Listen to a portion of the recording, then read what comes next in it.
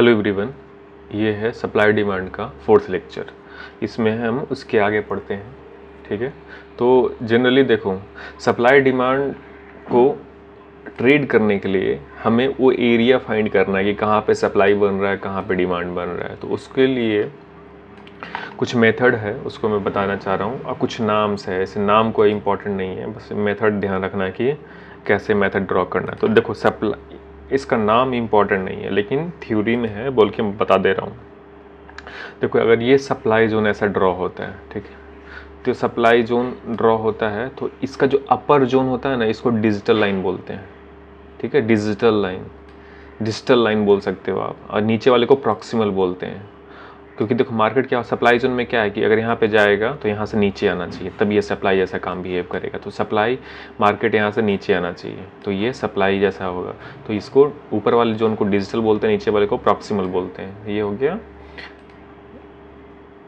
इसका डेफिनेशन। और जैसे ही अगर हम लोग डिमांड में देखते हैं, तो डिमांड में देखो, डिमांड में जो सबसे एक्सट्रीम रहता है ना, डिमांड में क्या होगा, मार्केट यहाँ पे आएगा फिर ऊपर चला जाएगा। तो जो एक्सट्रीम में यहाँ पे है, तो एक्सट्रीम में जो रहेगा वो डिजिटल बोलेंगे, डिजिटल बोलते हैं इसको, डिजिटल। और ऊपर वाले को प्रॉक्सिमल बोलते हैं। ठीक है, तो हमेशा अपना जो स्टॉप लॉस रहता है ना, डिजिटल रहेगा, डिजिटल इस जगह पे रहेगा, जब अपना जो स्टॉप लॉस रहेगा इस एक्सट्रीम पे रहेगा। क्योंकि हम लोग यहाँ से बाई करेंगे, डिमांड जोन पे हम लोग बाई करते हैं, तो अपना जो स्टॉप लॉस रहता है लोअर जोन पे रहता है। यहाँ सप्लाई जोन में हम लोग सेल करते हैं, तो यहाँ पे अपना जो स्टॉप लॉस रहता है ये एक्सट्रीम पे रहता है। तो बस ये ध्यान रखना, नाम इंपॉर्टेंट नहीं है, नाम कुछ नहीं, बस मैं बता दिया हूँ कि ये क्या होता है। ठीक है, तो और भी इसमें कुछ कंडीशन है जो कि बता देता हूँ। देखो, ये जो जोन हम लोग ड्रॉ करेंगे सप्लाई डिमांड, ये बहुत सारा जोन आप लोग रियल चार्ट में देखोगे तो आप बहुत सारा जोन दिखेगा, लेकिन हर एक जोन को हम लोग ट्रेड नहीं कर सकते क्योंकि अपने को हाई प्रोबेबिलिटी ट्रेड लेना है। ठीक है, तो ऑल जोन, सब जोन वर्क नहीं करेगा। और कुछ कंडीशन है कि ऐसे जोन को जनरली अवॉइड करना है। अगर कोई ऐसा कोई जोन है, यहाँ पे ऐसा जोन बना हो, यहाँ पे बहुत सारा डोजी कैंडल बन रहा है, इस टाइप का छोटे छोटे कैंडल बन रहे हैं, और यहाँ पे अगर हम लोग जोन बन रहा है तो उस जोन पे हम लोग ट्रेड नहीं करना, क्योंकि वो हो सकता है काम भी कर जाए। 10 बार में 2 बार काम करेगा, 8 बार फेल हो जाएगा। तो अपने को हाई प्रोबेबिलिटी एरिया पे ही काम करना है।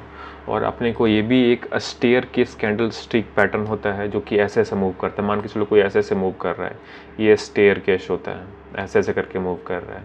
तो जनरली अगर ऐसा ऐसा छोटा छोटा मूवमेंट आ रहा है कोई, तो अपने को अगर इस जोन में कहीं पे दिख रहा है अपने को एक ये डिमांड जोन, या यहाँ पे कहीं सप्लाई जोन दिख रहा है, तो उसको अवॉइड करना है। अपने को सप्लाई डिमांड ऐसी जगह पे ढूंढना है जहाँ पे मान के चलिए तेज मूवमेंट आया, उसके बाद यहाँ से रिवर्सल आया, सॉरी इतना बड़ा रिवर्सल, ऐसे मान के चलिए कि यहाँ से तेज मूवमेंट आया। ठीक है, तेज मूवमेंट आया, और तेज मूवमेंट आना चाहिए अच्छा खासा, और कहीं यहाँ पे अपने को सप्लाई दिखेगा, तब यहाँ से हम लोग ले सकते हैं। ऐसा नहीं कि ये मूवमेंट ऐसा ऐसे ऐसे ऐसे ऐसे करके आ रहा है तो यहाँ कहीं सप्लाई दिखेगा तो हम लोग इसको ले लेंगे, ऐसा नहीं होना चाहिए। ये जो मूवमेंट आना चाहिए तो इस तेज आना चाहिए, तो ये है क्राइटेरिया। और बहुत सारा डोजी वहाँ पे दिखना नहीं चाहिए। अगर मान के चलो कि कोई सप्लाई जोन है या डिमांड, चलो ये सप्लाई जोन है, यहाँ पे बहुत सारा डोजी दिख रहा है अपने को, तो उसको अवॉइड करना है, क्योंकि वहाँ पे आप फंस सकते हो। वो ज़्यादा चांस है कि वो फेलियर में कन्वर्ट हो जाएगा। कोई श्योरिटी नहीं है कि फेलियर में कन्वर्ट होगा, लेकिन ज़्यादा चांस है कि फेलियर में कन्वर्ट हो जाएगा।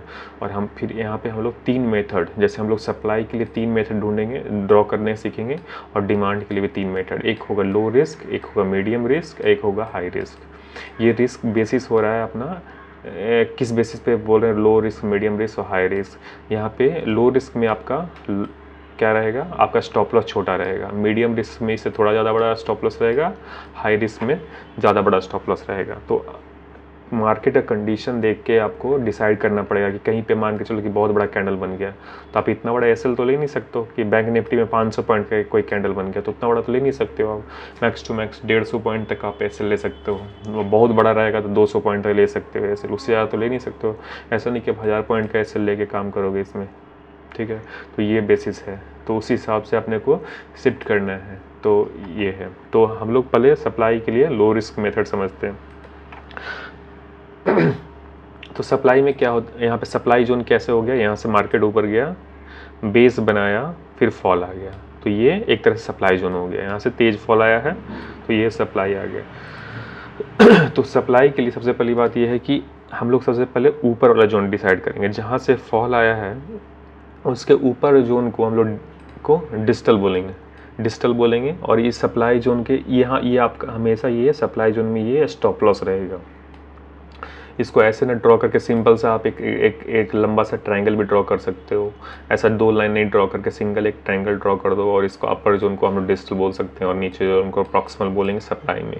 तो यहाँ पे क्या हुआ, यहाँ पे पहला कंडीशन में ये है ना कि इसका जो अपर विक्स रहेगा ना ये डिस्टल रहेगा, और इसका जो नीचे वाला जो उसका जहाँ से बॉडी मान के चलो ये बॉडी ऊपर ही रहता है, यहाँ पे रहता, तो यहीं से हम लोग ड्रॉ करते हैं। इसका बॉडी जो अपर बॉडी रहेगा ना वहाँ से हम लोग इसका ड्रॉ करेंगे। देखो डिफरेंस क्या हो रहा है कि यहाँ पे हम लोग ये ऊपर वाला वीक है, ये तो फिक्स रहेगा सब में, बस प्रॉक्सिमल को चेंज करने के बाद हम लोग लो रिस्क, मीडियम रिस्क और हाई रिस्क में चले जाते हैं। तो यहाँ पे क्या है कि इसका जो बॉडी का जो अपर जोन है, ये बॉडी है इसका अपर जोन है, तो इसको यहाँ पे अगर प्रॉक्सिमल लाइन को ड्रॉ करेंगे तो ये लो रिस्क हो जाएगा, अपना स्टॉप लॉस थोड़ा छोटा हो जाएगा यहाँ पे।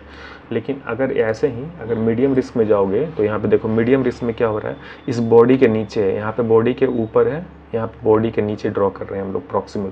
डिजिटल लाइन हमेशा एक ही रहेगा डिजिटल लाइन, लेकिन प्रॉक्सिमल को हमेशा प्रॉक्सिमल यहाँ पे बॉडी के नीचे आ गया, ठीक है, तो ये प्रॉक्सिमल हो गया। तो यहाँ पे देखोगे थोड़ा सा अपना स्टॉप लॉस बड़ा हो जाएगा। तो बस इतना ही। और हाई रिस्क में हम लोग क्या करेंगे, इस दोनों को वीक पे ड्रॉ करते हैं। जैसे मान के चलो कि यहाँ पे क्या है, यहाँ पे इसके ऊपर ये वीक था, इस पे यहाँ पे अपना डिजिटल लाइन पे सप्लाई हुआ, डिजिटल लाइन ड्रॉ हुआ है सप्लाई वाला, और इसके जो लोअर वीक है तो चाहे तो हम लोग इसे यहाँ पे भी देख सकते हैं, ये जो कैंडल है इसके ऊपर यहाँ पे भी ड्रॉ कर सकते हैं। तो ये अपना ये प्रॉक्सिमल हो गया, तो ये थोड़ा यहाँ पे स्टॉप लॉस थोड़ा ज़्यादा बड़ा हो गया है। तो बस ये मेथड है ड्रॉ करने का, और जैसा कंडीशन होगा उसके अकॉर्डिंग, सिचुएशन के अकॉर्डिंग अपने को एडजस्ट करना है, ठीक है। तो ऐसे ही हम लोग डिमांड में देखते हैं। डिमांड में मैंने कैसे ड्रॉ किया है, देखो मान के चलो मार्केट यहाँ से आया ऊपर और ऊपर चला गया बहुत तेज़ी से, ठीक है। तो यहाँ पे इसको कैसे किया मैंने, इसका लोअर जोन को हम लोग डिजिटल बोलेंगे।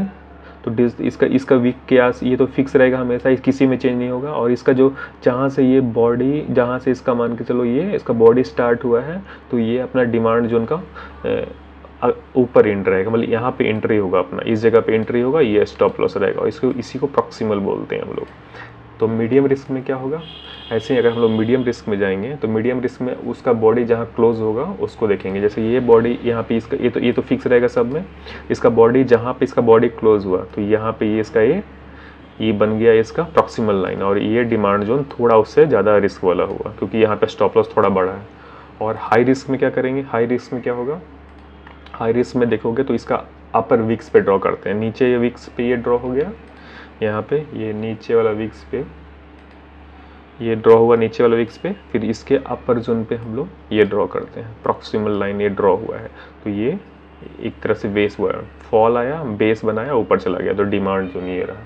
तो अपने को ऐसे ही ढूंढना है, ये है समझाने का, बस इतना ही, और कुछ इसमें है नहीं, बस इतना ही बताना था कि सप्लाई और डिमांड कैसे ड्रॉ करते हैं। आगे जाके मैं 8-10 एग्जांपल लूँगा कि सब मैं ड्रॉ करके दिखाऊंगा कि इसमें लो रिस्क मेथड से कैसे ड्रॉ कर रहे हैं, मीडियम रिस्क मेथड से कैसे ड्रॉ कर रहे हैं, हाई रिस्क मेथड से सप्लाई और डिमांड दोनों का एग्जाम्पल मैं कम से कम 5-5 एग्जाम्पल चार्ट में बताऊँगा। ये है फिलहाल इस लेक्चर को यहाँ पर छोटा मैं बना रहा हूँ लेक्चर, ताकि ज़्यादा कोई बोर ना हो सीखने में, धीरे धीरे इसको टाइम लेके सीखा जाएगा। Thank you.